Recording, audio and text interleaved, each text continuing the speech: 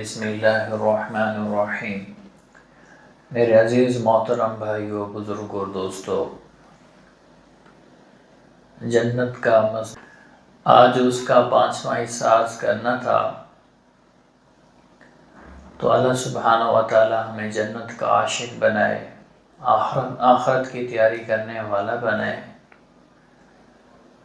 اور حدیث شریف کے اندر آتا ہے جنت میں داخلہ کے لیے سب سے پہلے کن لوگوں کو بلایا جائے گا؟ جنت کے اندر سب سے پہلے جن کو جنت کے استقبال کے لیے اور ان لوگوں کو بلایا جائے گا، اس دن ان لوگوں کا استقبال کیا جائے گا، ان کو عزت بخشی جائے گی اور ان کو خوش قسمتی کا جو سرٹیفکیٹ ملے گا، وہ لوگ ہوں گے جو خوشی کے اندر بھی اور غم کے اندر بھی، خوشی کے اندر بھی اور تکلیف اور مصیبت کے اندر بھی اللہ تعالیٰ کی حمد و ثنا بیان کرتے تھے۔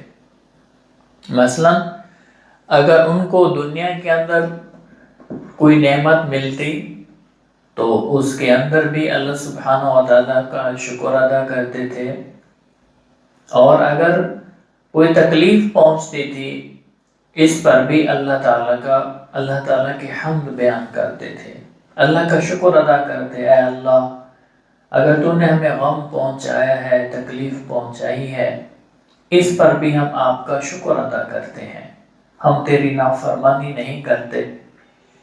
ہمارے معاشرے کے اندر جب انسان کو خوشی ملتی ہے تو اس خوشی کے اندر وہ اللہ کے احکامات کو بھول جاتا ہے، نبی کے طریقوں کو بھول جاتا ہے۔ مثال کے طور پر جب انسان کی شادی ہوتی ہے، ایک چھوٹی سی مثال، تو وہ کیا کرتے ہیں، وہ اس خوشی کے اندر رسومات، ہندوانہ رسومات کو اختیار کرتے ہیں، گانا بجانا کو اختیار کرتے ہیں، موسیقی کے پروگرام ہوتے ہیں۔ ایک ابھی کی بات ہے، ایک گاؤں کے اندر گلوکاروں کو بلایا تو 7 لاکھ ان کی فیس تھی۔ 3 گلوکار اس شادی کے اندر آئے، 7 لاکھ فیس تھی ان کی، اور جب وہ گانا گاتے ہیں تو ان کے اوپر لوگ پیسے ڈالتے ہیں، اتنے پیسے ڈالے جو ان کا بری کیس تھا وہ بھر گیا۔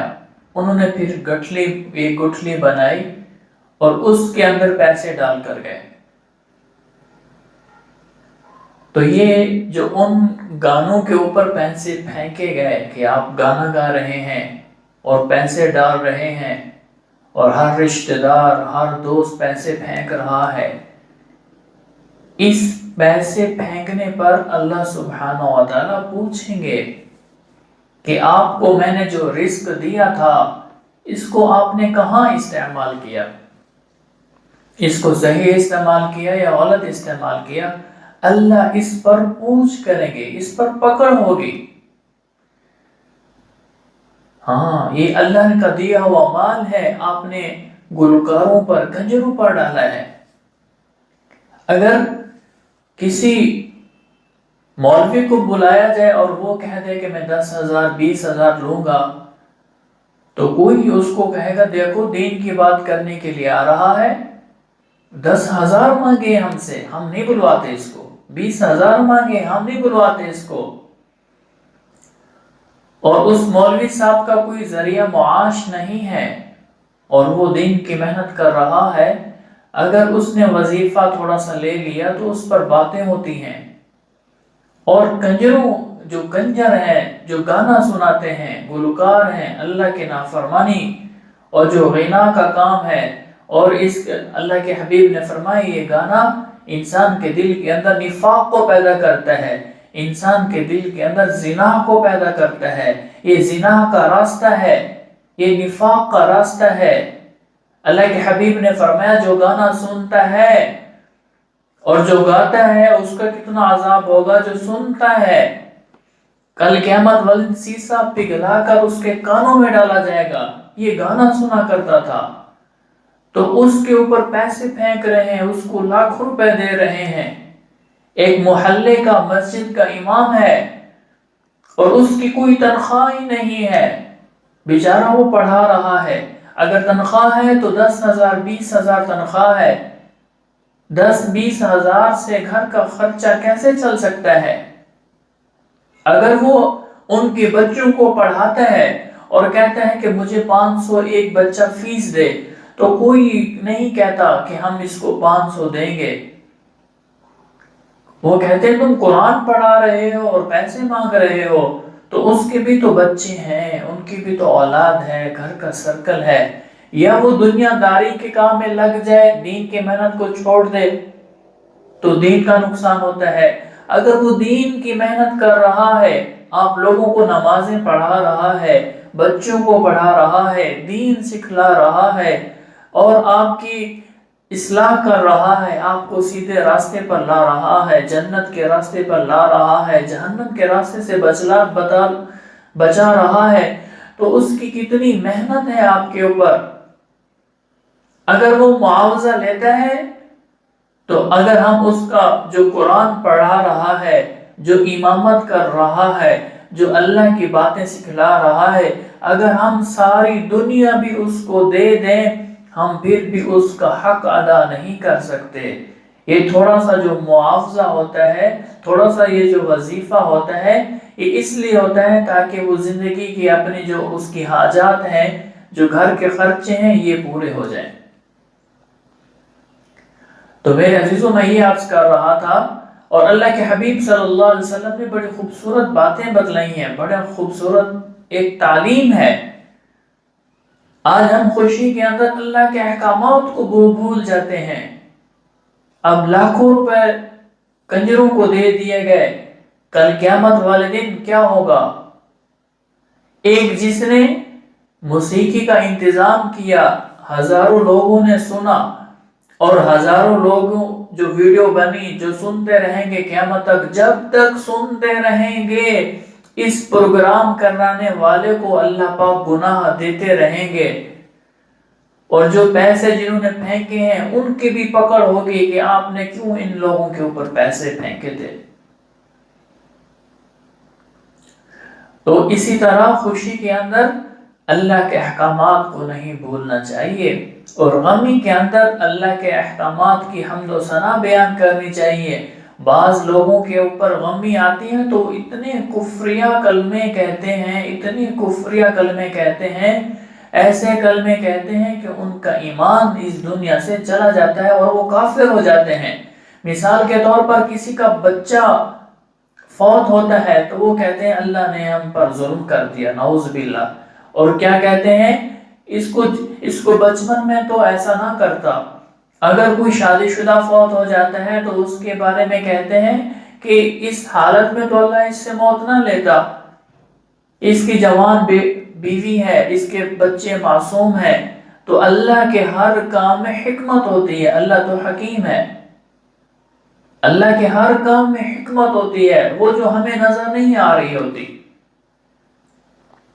تو اللہ ہمارا خیر خواہ ہے، اللہ خوشی بھی دیتا ہے تو وہ بھی آزمائش ہے، اگر اللہ تکلیف بھی دیتا ہے اس میں بھی آزمائش ہے۔ اللہ دیکھنا چاہتا ہے کہ میں اپنے بندوں کے درجات کو کیسے بلند کروں۔ اگر اللہ سبحانہ و تعالی خوشی دیتا ہے تو اس کے اندر اگر بندہ اللہ کے حمد و ثنا بیان کرتا ہے، اللہ اس کے جنت کے اندر درجات کو بلند فرماتے ہیں۔ اور جب انسان کو غم ملتے ہیں، پریشانیاں ملتی ہیں، تکلیفیں ملتی ہیں، تو اللہ سبحانہ و تعالی اپنے بندے کو آزمانا چاہتے ہیں کہ میرا بندہ اس حال کے اندر کیا کرتا ہے، میرے احکامات، میری حمد و ثنا بیان کرتا ہے یا میری ناشکری کرتا ہے۔ جب بندہ اور بندی اللہ کی ناشکری کرتے ہیں تو اللہ سبحانہ و تعالی ان کے درجات کو کم کر دیتے ہیں، تو یہ ہمارا نقصان ہو جاتا ہے۔ لَإِن شَكَرْتُمْ لَأَزِيدَنَّكُمْ وَلَإِن كَفَرْتُمْ إِنَّ عَذَابِي لَشَدِيدٌ۔ تم میری نعمتوں کا شکر ادا کرو گے، میں نعمتوں کو بڑھاتا رہوں گا، اگر تم ان کی نافرمانی کرو گے، شکر نہیں کرو گے، تو میرا عذاب بہت شدید ہے۔ تو ہر حال میں اللہ تعالیٰ کی حمد و ثنا بیان کرنے والا، چاہے وہ خوشی کا عالم ہو چاہے وہ غمی کا عالم ہو، جو اس حالت کے اندر زندگی گزارے گا، کل قیامت والے دن اس کو سب سے پہلے بلایا جائے گا اور اس کو جنت کے اندر داخل کر دیا جائے گا۔ سبحان اللہ۔ حضرت ابوبکر صدیق رضی اللہ تعالیٰ عنہ نے فرمایا کہ جنت میں کوئی بخیل داخل نہیں ہوگا اور کوئی دھوکہ باز داخل نہیں ہوگا اور کوئی خیانت کرنے والا داخل نہیں ہوگا۔ آج ہم جب مال خرچ کرنے کی باری آتی ہے تو گناہوں پر ہم ایسے پھینک دیتے ہیں، گلوکاروں پر، گناہوں کے اسباب پر، گناہوں کی چیزوں میں پیسے پھینکتے ہیں اور اللہ کے راستے میں خرچ نہیں کرتے۔ ہمارا پڑوسی بھوکا ہے، اس کا پتہ ہی نہیں ہے، ہمارے پڑوسی کتنا پریشان ہے، بیماری ہے، اس کے پاس علاج کے لیے پیسے نہیں ہیں، ہمارے پڑوسی کے پاس اب سردیاں ہیں، اس کے پاس پہننے کے لیے سردیوں کی چیزیں نہیں ہیں، اور گرمیاں ہیں، گرمیوں کے آلات نہیں ہیں گرمی سے بچنے کے لیے، پڑوسی ہمارا سسک رہا ہے، پریشانی کے عالم میں ہے، کھانا اس کا پورا نہیں ہو رہا، گھر میں فاقے ہیں، کبھی کھانے کو مل رہا ہے کبھی کھانے کو نہیں مل رہا، اس کا پتہ نہیں ہے، اور ہم فضول لوگوں پر ایسے خرچ کرتے ہیں۔ اس سے بڑا بخل کیا ہوگا؟ اگر ہمارے پاکستان کے اندر جتنے بھی تاجر ہیں اگر وہ زکوٰۃ دے دیں تو پورے پاکستان کے اندر ایک غریب بھی نہیں رہے گا۔ اگر عشر دیں کوئی ایک غریب بھی نہیں رہے گا۔ تو میرے بھائیوں، اپنے مال کو وہاں استعمال کرنا جہاں اللہ کی رضا ہو، جہاں اللہ کی خوشنودی ہو، جو ہمارے لیے جنت میں جانے کا ذریعہ بنے، نہ کہ جہنم میں جانے کا ذریعہ بنے۔ اور اللہ کے حبیب صلی اللہ علیہ وسلم نے فرمایا، غریب امیروں سے 500 سال پہلے جنت میں داخل ہوں گے۔ سبحان اللہ۔ اللہ کے حبیب صلی اللہ علیہ وسلم نے فرمایا کہ جب ان کو بلایا جائے گا اور غریبوں کے متعلق یہ آئے گا کہ فرشتے کہیں گے اپنا حساب کتاب دو، وہ فرشتوں سے کہیں گے کہ ہم کس چیز کا حساب کتاب دیں، نہ ہمارے پاس مال تھا ہم اس سے عیاشی کرتے اور اللہ کی نافرمانی کرتے یا فضول خرچ کرتے، اور نہ ہم حکمران تھے کہ ہم ظلم کرتے، نہ انصافی کرتے، ہمارے پاس اتنا مال ہی نہیں تھا، ہم اللہ کی عبادت میں لگے رہے اور کبھی مل جاتا تھا تو کھا لیتے تھے ورنہ ہم صبر کرتے تھے، تو ہم کس چیز کا حساب دیں؟ اللہ پاک فرمائیں گے میرے بندوں نے سچ کہا، ان کو جنت کے اندر داخل کر دو۔ سبحان اللہ۔ اور جو امیر ہوں گے اور وہ اس دن 500 سال اگر ایمان والے متقی ہوں گے، 500 سال ان غریبوں کے بعد جنت میں داخل ہوں گے، اور وہ جب حساب کتاب دیں گے تو پسینے سے شرابور ہوں گے اور پسینہ ان کو اتنا بہہ رہا ہوگا، اللہ کے سامنے پیشی ہوگی، اللہ پوچھیں گے ہاں یہ فَمَن يَعْمَلْ مِثْقَالَ ذَرَّةٍ خَيْرًا يَرَهُ وَمَن يَعْمَلْ مِثْقَالَ ذَرَّةٍ شَرًّا يَرَهُ، ذرہ برابر بھی خیر کی ہوگی اللہ اس کا بھی بدلہ دیں گے، ذرہ برابر بھی شر ہوگا اللہ اس کی سزا دیں گے۔ تو یہ اس عالم میں ہوں گے، پریشانی کی حالت میں ہوں گے، اور غریب لوگ پہلے جنت کے اندر داخل ہو جائیں گے۔ سبحان اللہ۔ اور اللہ کے حبیب صلی اللہ علیہ وسلم کی دوسری حدیث آپ نے فرمایا کہ میں نے جنت کو دیکھا اور جنت کے اندر اکثر جو میں نے دیکھے وہ غریب لوگ تھے، وہ غریب لوگ تھے، وہ غریب لوگ تھے جو جنت کے اندر زیادہ داخل ہوئے، اس لیے کہ جو امیر ہوتے ہیں ان کو اپنے مال کا گھمنڈ ہوتا ہے اور اپنے مال کا تکبر ہوتا ہے، اور اس کے اندر وہ اللہ کی عبادت کو بھی چھوڑ دیتے ہیں، اللہ کے حکموں کو بھی چھوڑ دیتے ہیں، نبی کے طریقوں کو بھی چھوڑ دیتے ہیں اور اپنی جی چاہی کی زندگی گزارتے ہیں، اس لیے وہ جنت کے اندر جائیں گے، لیکن بہت کم ایسے مالدار ہوں گے جو اللہ کے حکموں اور نبی کے طریقوں پر چلتے ہوئے زندگی گزاریں گے اور وہ جنت کے اندر داخل ہوں گے۔ امیر لوگ ایسے کم ہوں گے اور غریب لوگوں کی کثرت ہوگی۔ آج ہم کسی امیر سے ملنے کے لیے جائیں، تبلیغ کرنے کے لیے جائیں، وہ کہتے ہیں میرے پاس ٹائم ہی نہیں ہے، وہ دین کی بات ہی نہیں سنتا۔ اور غریب کے پاس جائیں تو وہ خوشنودگی کے ساتھ ملتا ہے، سلام کرتا ہے، بٹھاتا ہے اور پوچھتا ہے کیسے، اس کے اندر تواضع ہوتی ہے، کیسے آنا ہوا جی، بات کریں، میں سن رہا ہوں، اور اس کا دل بڑا ہو جاتا ہے کہ مجھ سے ملنے کے لیے آ گئے۔ لیکن امیر جو ہوتے ہیں ان کو کہہ دو تو وہ کہتے ہیں چلے جاؤ، ہم نہیں ملتے۔ کیوں؟ مال کا فخر ہے۔ جب دین کی بات سنیں گے نہیں تو عمل کیسے کریں گے؟ عمل کیسے کریں گے؟ اس لیے اللہ کے حبیب نے فرمایا غریب لوگ امیر لوگوں سے 500 سال پہلے جنت کے اندر داخل ہوں گے۔ اور اللہ کے حبیب صلی اللہ علیہ وسلم نے فرمایا آخر میں جنت میں داخل ہونے والا وہ کون ہوگا؟ وہ جہنم میں جل کر اور اللہ سے دعائیں کر کے یا حنان یا منان یا حنان یا منان مجھے بچا لے، جہنم کے درمیان میں ہوگا، اے اللہ مجھے ایسا کر، مجھے جہنم کے کنارے میں بٹھا دے، میں تجھ سے اور کوئی سوال نہیں کروں گا۔ اللہ کے رسول صلی اللہ علیہ وسلم نے فرمایا اللہ ان سے وعدہ لیں گے اگر میں آپ کو جہنم کے بیچ میں سے نکال کر اور میں تجھے جہنم کے کنارے پر بٹھا دوں گا، اس آگ سے بچا کر کنارے پر بٹھا دوں گا، تو کوئی اور سوال تو نہیں کرے گا؟ وہ کہے گا نہیں، اور سوال نہیں کروں گا۔ جب اس کو کنارے پر بٹھایا جائے گا تو کچھ عرصے کے بعد پھر اس کے دل کے اندر اللہ پاک تڑپ پیدا کر دیں گے اور اس کے اندر تڑپ پیدا ہو جائے گی، میں جہنم کو دیکھ رہا ہوں، اے اللہ ایسا کرو مجھے اس جہنم سے نکال کر باہر ہی بٹھا دو، کسی درخت کے نیچے بٹھا دو۔ اللہ پاک فرمائے کہ تو نے کیا مجھ سے وعدہ نہیں کیا تھا کہ میں آپ سے اور نہیں مانگوں گا، تو اور مانگ رہا ہے۔ وہ کہے گا اے اللہ بس ایسا کر دے، مجھے ایک درخت کے نیچے بٹھا دے اس جہنم سے نکال کر، میں اور کچھ نہیں مانگوں گا۔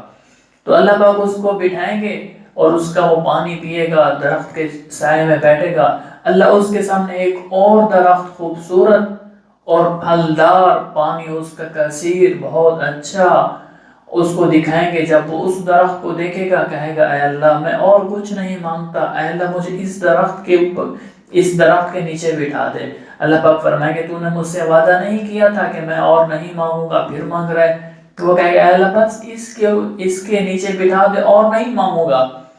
اسی طرح اس کے نیچے پھر اس کو بٹھا دیا جائے گا، پھر تیسرا درخت دیکھے گا اور وہ اس سے زیادہ حسین و جمیل، بہت خوبصورت، اور اس کے پھل زیادہ خوبصورت، بہت عمدہ اور اعلیٰ، اور اس کا پانی بہت اعلیٰ۔ پھر دل کے اندر طلب پیدا ہوگی، تڑپ پیدا ہوگی، اے اللہ مجھے اس درخت کے نیچے بٹھا دے اور کچھ بھی نہیں مانگوں گا۔ تو اللہ پاک فرمائے کہ کیا تو نے مجھ سے وعدہ نہیں کیا تھا کہ میں اور نہیں مانگوں گا؟ یہ کہے گا اے اللہ بس یہ مجھے یہاں بٹھا دے اور اب نہیں مانگوں گا۔ تو جب تیسرے درخت کے نیچے بیٹھے گا اور پھر دیکھے گا جنت کو اور جنتیوں کی آوازیں سنے گا اور ان کی نعمتیں دیکھے گا، پھر دل کے اندر تڑپ پیدا ہوگی، اے اللہ مجھے اس جنت کے اندر داخل کر دے، بس میں اور کچھ نہیں مانگوں گا۔ تو اللہ پاک فرمائیں کہ جا میرے بندے، میں تجھے ایسی جنت دیتا ہوں جو دنیا سے، جو تو دنیا کے اندر رہتا تھا اس سے 10 گنا بڑی جنت میں تجھے دیتا ہوں۔ تو وہ اللہ پاک سے عرض کریں گے اے اللہ تو اللہ ہو کر مجھ سے مذاق کر رہا ہے، تو اللہ ہو کر مجھ سے مذاق کر رہا ہے۔ تو اللہ کے حبیب صلی اللہ علیہ وسلم نے جب اس بات کو، اس واقعہ کو سنایا تو آپ اتنا ہنسے کہ آپ کے داڑھ مبارک کے دندان نظر آنے لگ گئے، آپ کی داڑھ نظر آنے لگ گئی، آپ اتنا مسکرائے۔ وہ کہے گا اے اللہ تو اللہ ہو، وہ بندہ کہے گا اے اللہ تو اللہ ہو کر مجھ سے مذاق کرتا ہے۔ اللہ کے حبیب مسکرائے تو اللہ پاک فرمائیں گے نہیں میرے بندے میں تجھ سے مذاق نہیں کرتا، جا یہ ساری جنت تیری ہے۔ سبحان اللہ۔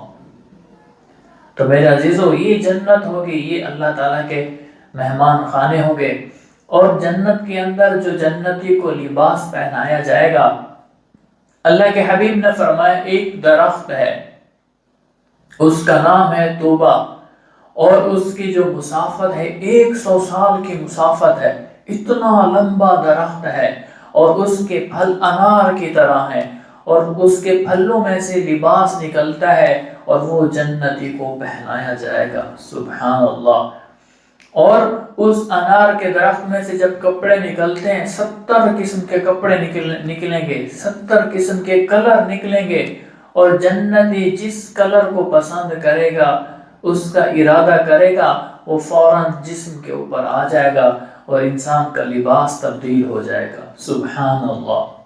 اس لیے اللہ کے حبیب صلی اللہ علیہ وسلم نے فرمایا جو میت کو کفن پہنائے گا، جو میت کو کفن پہنائے گا، اللہ سبحانہ و تعالیٰ کل قیامت والے دن اس کو ریشم کا لباس، باریک لباس بھی پہنائیں گے اور موٹا لباس ریشم کا بھی پہنائیں گے۔ سبحان اللہ۔ اس لیے کوئی مر جائے، کوئی رشتہ دار ہے، کوئی پڑوسی ہے، کوئی ہمسایہ ہے، تو ان سے ہی عرض کریں کہ میں اس میت کو کفن دینا چاہتا ہوں، ہدیہ دینا چاہتا ہوں تاکہ مجھے اجر ملے۔ مسلمانوں کو ان چیزوں میں بڑھنا چاہیے کہ ہر مسلمان بھی اس چیز کی کوشش کرے، اس میت کو میں لباس دوں گا، میں کفن دوں گا۔ تو میت کو کفنانے والے کو اللہ پاک کل قیامت والے دن ریشم کے 2 لباس پہنائیں گے، ایک باریک ریشم کا، ایک موٹا ریشم کا۔ سبحان اللہ۔ اور اللہ کے حبیب صلی اللہ علیہ وسلم نے فرمایا کسی مسلمان کو کوئی مصیبت پہنچتی ہے، کوئی تکلیف پہنچتی ہے، تم اس کی تعزیت کے لیے جاتے ہو، اس کی عیادت کے لیے جاتے ہو، تو اللہ سبحانہ و تعالیٰ اس کے بدلے تمہیں جنت کا لباس پہنائیں گے۔ سبحان اللہ۔ اس لیے کسی مسلمان کو مصیبت میں دیکھ کر خوش نہیں ہونا چاہیے۔ آج علم کی کمی کی وجہ سے اگر کسی کو مصیبت پہنچتی ہے تو ہم بجائے اس کے کہ ہم اس کے ساتھ ہمدردی کریں، اس کی حوصلہ افزائی کریں، آج ہم کیا کرتے ہیں، اس کو تکلیف پہنچاتے ہیں۔ ہاں اچھا ہو گیا اس کا نقصان ہو گیا، اچھا ہو گیا اس کو اتنی تکلیف مل گئی، اچھا ہو گیا اس کا کاروبار ختم ہو گیا، اس کی نوکری ختم ہو گئی، اس کی جاب ختم ہو گئی، ہم خوش ہوتے ہیں۔ تو ایسا نہیں کرنا چاہیے۔ کسی مسلمان کو تکلیف پہنچے تو اس پر تعزیت کرنی چاہیے، افسوس کرنا چاہیے۔ جو افسوس کرے گا اور اس کی ہمدردی کرے گا، اللہ سبحانہ و تعالیٰ اس کو جنت کا لباس پہنائیں گے۔ تو میرے عزیزو، بنی اسرائیل کے اندر ایک شخص تھا، بہت فقیر تھا، بہت اللہ والا تھا، اللہ کی عبادت میں لگا رہتا تھا، بڑا زاہد تھا، بہت متقی تھا، پرہیزگار تھا، بہت بڑا عابد تھا، اور وہ تھوڑا سا کام کرتا اور وہ جو اس کو معاوضہ ملتا اس کا کھانا کھاتا، بقایا ساری زندگی اس کی اسی طرح عبادت میں گزرتی تھی۔ تو ایک بادشاہ تھا، اس کی ایک بیٹی تھی، تو اس کے رشتے کے لیے شہزادوں کے رشتے آئے، اس لڑکی نے کہا نہیں، میں نے یہاں نہیں کرنا۔ اپنی لونڈی سے کہا کہ تم جاؤ دیکھو کون عبادت گزار ہے، کون نیک ہے، متقی ہے، پرہیزگار ہے، زاہد ہے، اللہ سے ڈرنے والا ہے، جاؤ ڈھونڈ کر لاؤ۔ اس کی لونڈی ڈھونڈتی رہی، کچھ عرصے کے بعد اس نے دیکھا کہ ایک عابد ہے، متقی ہے، پرہیزگار ہے اور بہت فقیر ہے عابد۔ تو اس نے کہا کہ آپ کو بادشاہ کی بیٹی بلا رہی ہے۔ اس نے اس کو دیکھا، اس نے کہا میں آپ سے شادی کرنا چاہتی ہوں۔ اس نے کہا میرے پاس تو کچھ بھی نہیں ہے، میرے پاس یہ ایک کمبل ہے میں نے پہنا ہوا ہے، میں دن کو میں پہن لیتا ہوں، رات کو اپنے اوپر اوڑھ لیتا ہوں، میرے پاس اور کچھ بھی نہیں ہے۔ تو اس لڑکی نے کہا نہیں، میں اس حالت میں بھی تمہارے ساتھ شادی کرنے کے لیے تیار ہوں۔ اور انہوں نے نکاح اپنا ان سے کرایا اور اس کے ساتھ چلی گئی۔ اور وہ دن کو کام کرتا، جو کچھ اس کو مل جاتا وہ رات کو اپنی بیوی کے لیے لے کر آتے، اور اس کی بیوی دن کو بھی روزہ رکھتی اور رات کو تھوڑا سا کھانا کھا لیتے جو ان کو مل جاتا، اور کہتی شوہر سے، اس کا شکریہ ادا کرتی کہ آپ نے مجھے عبادت کے لیے فارغ رکھا ہوا ہے، اور مسلسل اس کا شوہر بھی روزے رکھتا، اس کی بیوی بھی روزے رکھتی۔ تو ایک دفعہ ذریعہ معاش کمانے کے لیے گئے تو کچھ بھی نہیں ملا، تو نماز پڑھی، نفل پڑھی، اللہ سے دعا مانگی اور اللہ سے عرض کی، اے اللہ میری بیوی روزہ دار ہے، گھر میں کچھ بھی نہیں ہے، میں کیا لے کر جاؤں؟ تو اپنی پریشانی اللہ کے سامنے بیان کی، تو اللہ سبحانہ و تعالیٰ نے آسمان سے ایک چھوٹا سا موتی گرایا ان کے لیے، ان کو دیا۔ جب اس موتی کو دیکھا وہ بیوی کے پاس لے کر آیا اور بیوی کو دکھلایا، اور بیوی نے جب دیکھا تو وہ حیران ہو گئی، کہا کہ یہ ایسا موتی تو ہم نے اپنے محل کے اندر بھی نہیں دیکھا، کبھی ہم نے ایسا موتی دیکھا ہی نہیں ہے۔ تو اس نے کہا یہ کیا معاملہ ہے؟ اس نے کہا اس طرح آج ذریعہ معاش کمانے کے لیے گیا تھا تو کچھ بھی نہیں ملا، تو میں نے اللہ سے دعا مانگی، نفل پڑھی، اے اللہ مجھے دے دے اپنے خزانوں میں سے کچھ، تاکہ میں اپنی بیوی کے لیے کچھ لے کر جاؤں۔ تو اس کی بیوی بڑی سمجھدار تھی اور اس نے کہا آپ ایسا کرو، جس جگہ آپ نے نماز پڑھی ہے وہاں پر جا کر دوبارہ اللہ سے دعائیں کرو، اور اللہ سے دعا کرو اے اللہ اگر اس کو آپ نے ہمارا رزق بنا کر بھیجا ہے تو اس میں برکت عطا فرما، اگر آپ نے اس کو ہمارے آخرت کے جو ذخیرہ ہے اس میں سے اگر آپ نے ہمیں بھیجا ہے، آخرت کے حصے میں سے اگر اس کو بھیجا ہے تو یہ ہم سے واپس لے لے، ہمیں اس کی ضرورت نہیں ہے، ہم تو آخرت چاہتے ہیں۔ سبحان اللہ، کتنی پیاری بات ہے۔ اور یہ شخص وہاں گئے اور اللہ سے دعا کی، نفل پڑھے، تو اللہ پاک نے اس موتی کو دوبارہ اٹھا لیا۔ تو اس کی بیوی نے کہا کہ اللہ کا شکر ہے کہ اللہ سبحانہ و تعالی نے ہماری جو آخرت کے اندر جو موتی بنائے ہوئے ہیں، اللہ نے جو ہماری آخرت بنائی ہوئی ہے، جو ذخیرہ آخرت کا بنایا ہوئے، اللہ نے ہمیں وہ دنیا میں دکھلا دیا۔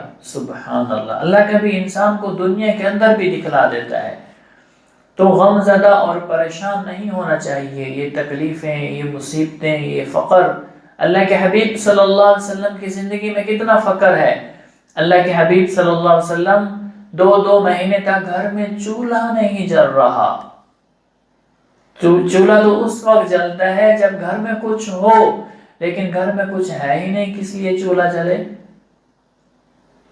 ام المومنین فرماتی ہیں ہم کھجور کھا لیتی، پانی پی لیتی، اسی سے 2 مہینے ہو جاتے، ہمارے گھر کے اندر چولہا نہیں جلتا تھا، اس لیے ہمیں ہماری زندگی کا سبب پانی اور کھجور تھا، جس کی وجہ سے ہم زندہ رہتے۔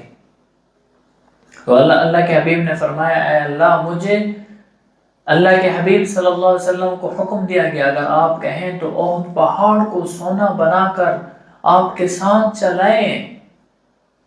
اور اللہ کے حبیب نے فرمایا اے اللہ، اے میرے پیارے مولا، آپ کی کیا رائے ہے؟ جبرائیل علیہ السلام سے عرض کی، فرمایا کہ آپ کی کیا رائے ہے؟ تو اللہ نے غریبی کو پسند کیا۔ اللہ کے حبیب نے پھر غریبی کو پسند فرمایا اے اللہ جب تو دے گا تو میں شکر ادا کروں گا، اور جب تو نہیں دے گا میں تجھ سے مانگوں گا اور صبر اختیار کروں گا۔ تو اللہ سبحانہ و تعالیٰ کو پسند ہے کہ ہم اللہ سے مانگیں، مصیبتیں، تکلیفیں، پریشانیاں آتی ہیں اس پر ہم صبر کریں، اللہ کی حمد بیان کریں۔ اللہ ہمارے جنت کے اندر درجات کو بلند فرمائیں گے۔ وہ جنت اللہ کی ایسی نعمت ہے، انسان کی جنت کے اندر جس چیز کی طلب کرے گا، جس چیز کے کھانے کی طلب کرے گا، پینے کی طلب کرے گا، پہننے کی طلب کرے گا، سیر و تفریح کی طلب کرے گا، جس چیز کا انسان کے دل کے اندر ارادہ ہوگا، اللہ سبحانہ و تعالیٰ ان تمام چیزوں کو کہنے کی ضرورت ہی نہیں پڑے گی، دل میں خیال آئے گا، اللہ سبحانہ و تعالیٰ اس کو پورا کر دیں گے، اس نعمت کو پورا کر دیں گے۔ سبحان اللہ، کتنی بڑی بات ہے۔ کہ جنتی کے دل کے اندر تمنا پیدا ہوگی، اللہ اس کو پورا کر دیں گے، سبحان اللہ۔ اور جنت کے اندر نیند نہیں ہوگی۔ جنت کے اندر اگر انسان کی زندگی 60 سال ہے، آدھی زندگی تو انسان سونے میں گزار دیتا ہے، کوئی 8 گھنٹے سو رہا ہے، کوئی 10 گھنٹے سو رہا ہے، کوئی روزانہ 12 گھنٹے تک سوئے پڑے رہتے ہیں، نہ دین کے نہ دنیا کے، نہ دین کا کام کرتے ہیں نہ دنیا کے کام کرتے ہیں۔ تو جنت کے اندر اگر انسان سوتا رہے تو آدھی زندگی وہاں سونے میں گزر جائے گی۔ اللہ پاک نے نیند کو ہی ختم کر دیا۔ اللہ سبحانہ وتعالی انسان کو، جنتی کو نیند ہی نہیں دیں گے، وہ ہر وقت کبھی کھا رہا ہوگا، کبھی پی رہا ہوگا، کبھی سیر و تفریح کے لیے جا رہا ہوگا۔ اللہ سبحانہ وتعالی کا وہ مہمان خانہ ایسا ہے کہ اللہ سبحانہ وتعالی جنتی کا اکرام ایسا کریں گے، وہ ہمیشہ ہمیشہ گھومتا رہے گا، سیر و تفریح کرتا رہے گا، کھاتا رہے گا، مزے اڑاتا رہے گا اور اللہ کی حمد بیان کرتا رہے گا۔